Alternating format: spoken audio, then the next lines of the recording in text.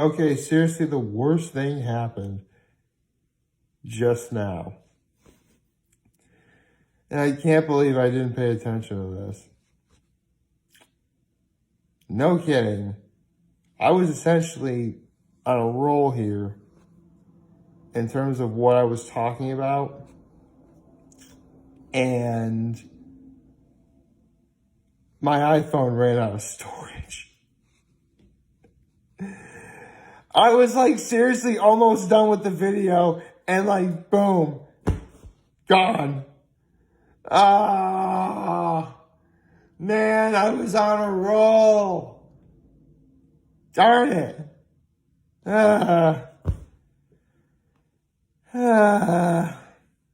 Well, no time like the present to start over. Happy Friday, everybody. Oh, boy. Well, I guess I could get into what I was talking about, a minute ago. Oh, actually, I want to save it to what I was talking about before the video cut off for last. First things first, last night's game. Well, I will give it this. It definitely wasn't as boring as I thought it would be. In terms of, I thought, the Vikings were going to completely blow out the Redskins and it would just be like a one-sided thing going on for, an hour. Well, an hour in terms of, play time, like 3 hours, real time. And sure enough, it actually wasn't. So, yeah.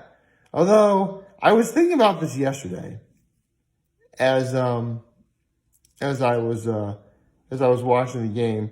Because if you guys have been following the NFL for the last couple of years, and like Kirk Cousins used to be the quarterback for the Washington Redskins, but then they traded him to Minnesota, and Minnesota got rid of Case Keenum, who then went to Denver, but now Case Keenum is now the quarterback for the Redskins. Basically, this matchup is going to happen regardless of whether the trades happen or not later on. Although, what makes this one funny is a lot of people, including myself, believe that it was not a wise decision to let Kirk Cousins go. Because Kirk Cousins, a lot of people tend to make fun of him. And I will be honest, I'm one of them too. But he's not a bad quarterback. He's not. There are just others that outclass him. With that said, the Redskins never should have gotten rid of Kirk Cousins. And the fact that Kirk Cousins last night, albeit not in the greatest of fashions, because again, the score was only 19-9, it definitely proves that the Redskins were wrong. But then again, it proves what a lot of people were thinking about the Redskins over the last couple of years, and that is the fact that that organization is falling apart at the seams. It's pretty bad, not gonna lie. I mean, you can say whatever you want about how, Kirk Cousins is or how bad Case Keenum is, but yeah, that, actually Dwayne Haskins did play last night a little bit, so yeah, there's that. But there needs to be like a new GM. Like, you gotta, you know what? Metaphorically speaking, blow it up, blow the whole thing up. That's the only way you're going to fix the Redskins organization until something happens. I don't know if you get rid of the GM or the coaches or completely rely on draft picks. Something's got to happen. I mean, no one's ever going to meet my Dallas Cowboys, mind you. However, I would still like to, see some improvement. Although, I mean, actually, I think like last year, Alex Smith was pretty good until he got injured, which, if he wasn't injured, we'd probably be telling a different story. I'd probably be telling a different story right now. But it is what it is. So, yeah, definitely a better game than what I thought it was going to be, but I knew the Vikings were going to win. that just goes without saying. Although, with that being said, their defense is starting to look a little bit suspect to me. Just a thought. And anyway, the new One Piece manga chapter came out. Yes, I am so happy. And may I say, the original Shogun. Yeah. Take like a bad boy, a playboy, and a tough guy, and you'll think two things. One, this is what the Shogun was in Wano before everything that's happening in the present happened now. How did the country not fall apart when he was there? And the other thing you're going to be thinking is, how did he lose? I don't know. Hopefully, again, that's the brilliant thing about being in flashback mode, which is what I like to call the fact that, One Piece is doing a flashback now, is that we're actually going to learn more. We get to see the characters who were younger, how the story led up to now, stuff like that. So, narratively, I am glad we are doing the flashback. However, it would not surprise me if we spend the entire rest of 2019 in, doing the flashback. Would not surprise me at all. I mean, I would like to see some sort of best case scenario, all of November, because let's be, well, actually, there's one more week in October, isn't there? Although November 1st will be when the chapter comes out next time. So, yeah, pretty much all of November. That will probably, best case scenario, all of November, that's the flashback. Worst case scenario, we're still in the flashback by the very end of 2019. So, we have a couple months left. That would be about, assuming that there are no breaks, 8 chapters. You can get something out of that, I suppose. Again, I never know when the breaks are. I never know what's going to happen next. But that really is the cool thing about One Piece. It's been going on for so long, you never know what happens next. Let's see, what else was I going to talk about? Oh, yes, yesterday's episode of Hot Ones. This will be most intriguing as to talk about. Because again, I don't watch Game of Thrones. I don't follow it. I haven't read Game of Thrones or anything of that degree. With that said, I do know that it really is iconic and engraved in popular culture. Not going to question that at all. And, it definitely has its fans. Again, my cousins are fans of Game of Thrones. So, yeah. In fact, they recently just had a son. And I don't follow Game of Thrones, but I do know some Game of Thrones lore. And one of them is the prince that was promised. That's what I refer to their son as. It's kind of funny when you think about it. So, yes, Macy Williams was the guest on Hot Ones. She's of Game of Thrones, fandom, the cast of Game of Thrones, whatever. And it was really interesting seeing, the questions that Sean was asking. Again, I'm going to be putting a link to the episode in the description of the video, as well as the One Piece manga chapter, because seriously, you gotta read what the original Shogun was like when he was young. It is insane. In a funny way. So, where was I? Yes, Hot Ones. A couple questions that really, stuck out to me is, this one really stuck out to me because even though I'm not a fan, I know a fandom. So, one question that Sean asked is it true that you would actually come up with fake rumors as to who is going to die next?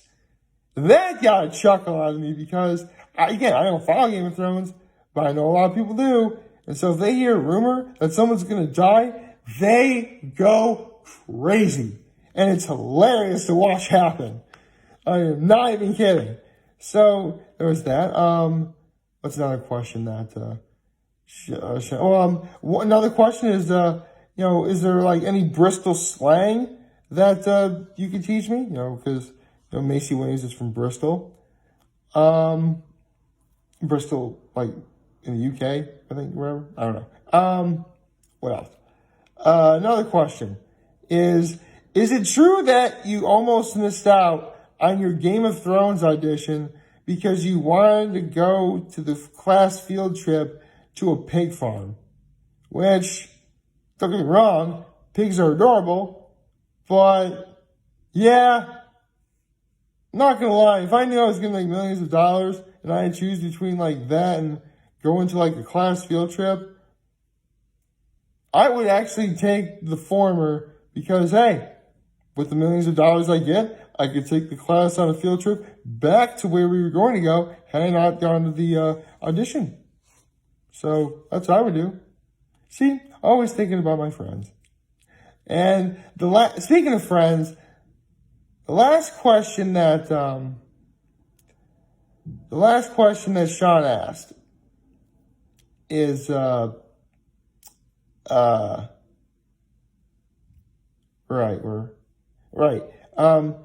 speaking of friends, the last question that Sean brought up is that Macy Williams and Sophie Turner, who are both cast members of Game of Thrones, they are essentially besties, practically conjoined at the hip, even to the point where they've done everything together, as well as to the point where they even have matching tattoos of the date in which they both got cast. Pretty cool, huh? It's actually great. That's actually a really good reason. Like, seriously, to sort of sidetrack a little bit, again, I have no problem if anyone dons a tattoo. In fact, I like tattoos. They're just not for me. I actually knew a guy in college who I respect for all the women in his family. He actually had a tattoo of the breast cancer symbol on the back of his left shoulder as a reminder that every single woman in his family gets breast cancer. That's a great reason to have a tattoo. You're honoring your family. You're honoring a great cause. Essentially Susan G. Komen, which I'll actually get into what I was talking about before the video cut off last time. Anyway, so yeah, great reason to have a tattoo. And basically, for the final question on Hot Ones, Sean told Macy, okay, I want you to either persuade Sophie Turner to come on Hot Ones or dissuade her from staying away from Hot Ones. Basically, why you should come or why you shouldn't come is what the main draw of the question is. I'm not going to reveal what she said. However, the answer may or may not surprise you. You'll just have to watch the episode to find out. That's why I put a link in the description. Anyway, I mentioned Susan G. Komen. See, growing up, I really was always not shy, but definitely felt as if, worrisome, I suppose, about what would happen if I were to, go out on my own and, do stuff and hang out with people.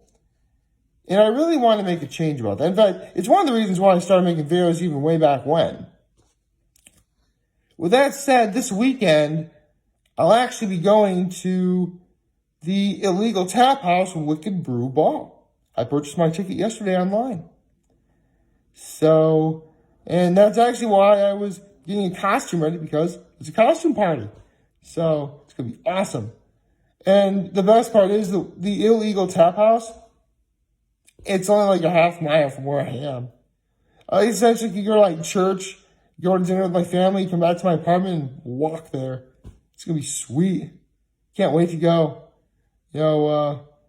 Again, I'll reveal what my costume is later on, but as of right now, my two main props are ready. I just got to get some clothes and some makeup, which I think I'll be able to pull off. It's going to be a pretty sweet weekend. Hope to see all of you guys there. So, yeah. And the best part is, I paid $5 extra for a VIP tour of the basement of the brewery, as well as those $5 will be going directly to Susan G. Komen.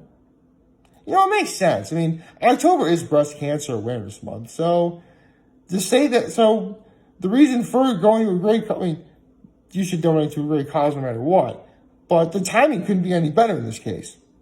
And that's pretty cool. So, yeah.